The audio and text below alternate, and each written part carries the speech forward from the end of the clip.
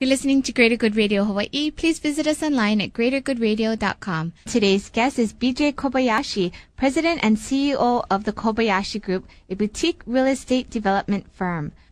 Can you continue telling us about how the experience is working with your brothers and sisters? Oh, it's been the best thing to really ever happen to me. I mean, growing up, you get so involved in your activities and sports and stuff, and you really kind of don't get to spend as much time as you'd like to with your siblings. And then having us all come back to Hawaii, my sister last, and be able to work in the same business and create together has been the best thing for me. The only challenge or only potential downside I see is that because it's a family business and a lot of our family dinners or get-togethers, business comes up, and really it's kind of just it's a disservice to the people in our family that aren't part of the company. It's difficult. I understand. It's the same in our house. How do you guys make sure that you stay, getting along? Because, if you're always around each other, family functions, work functions. Nicole Kobayashi, my wife, okay. she's the hammer. If she looks at me the wrong way, and she can tell when I'm getting too into it, and she puts it, I stop. Is she involved in the business also? No, she's not. Well, she manages me, which is enough. So I'm interested in how your dad actually gives his perspective on this. So if you're in the meetings and you guys are hashing stuff out, what does he silently give some, different scenarios, or he's telling, no, that's ridiculous, or how does he do it? My dad doesn't attend meetings. He doesn't attend any of the project meetings or management meetings or executive committee meetings. He puts us on those and gives us all the discretion. My dad more like sets the course, which is most important, right? I mean, he'll 4 or 5 years ago he said, we really should look at the resort areas to develop because he saw a trend there. I mean, that's paid huge dividends for our company and for our company's employees. So he sort of provides, if you will, background direction, but it's the most powerful direction you can get.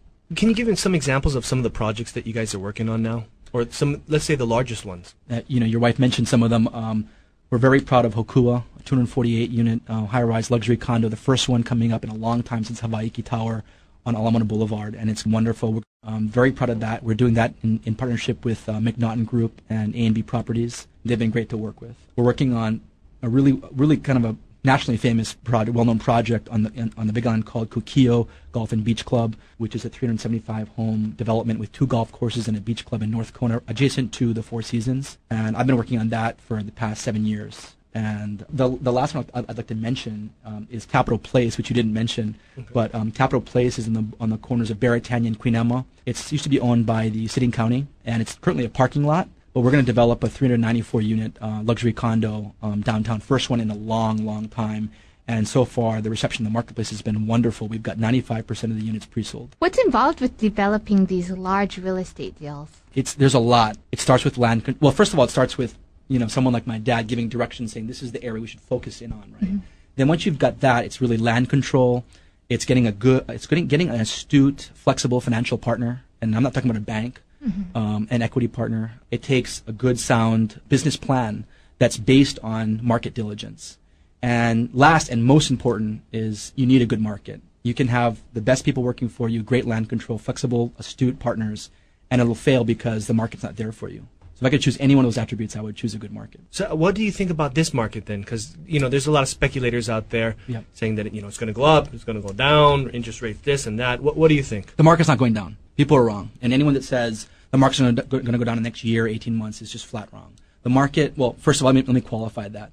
The second home market, the investor market, is not going to go down. There's a tremendous, and I'm on the ground floor looking at it every day, there's a tremendous demand for good quality product in Hawaii, and Hawaii is a very desirable location to buy real estate in. So it won't be going down. If anything, it might flatten a little bit in a couple of years, but it won't be going down a lot. Even with these natural disasters, right?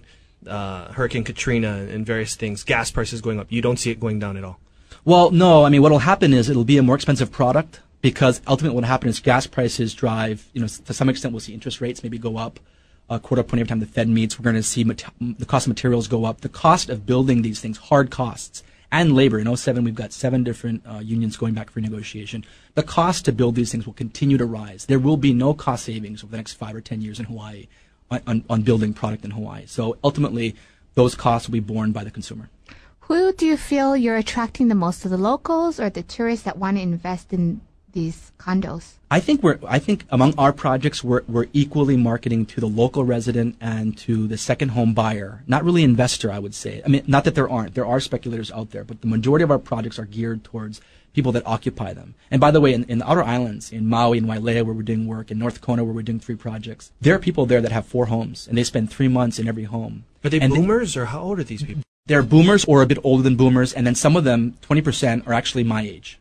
So mid-30s. Mid-30s, yeah, early 40s. Internet millionaires or what? Yeah, there's some of that. There's a lot of people that have created a lot of wealth in the technology world, but there's a lot of people that are like me that made their money in real estate and then decided they'd love to have a place where they can come in the summertime or winter in Hawaii. And those people consider themselves full-time residents of Hawaii. They spend 3 months a year in Hawaii, but they consider themselves full-time residents because the full 3 months they're there. Thanks for tuning in. Stay tuned for more on Greater Good Radio.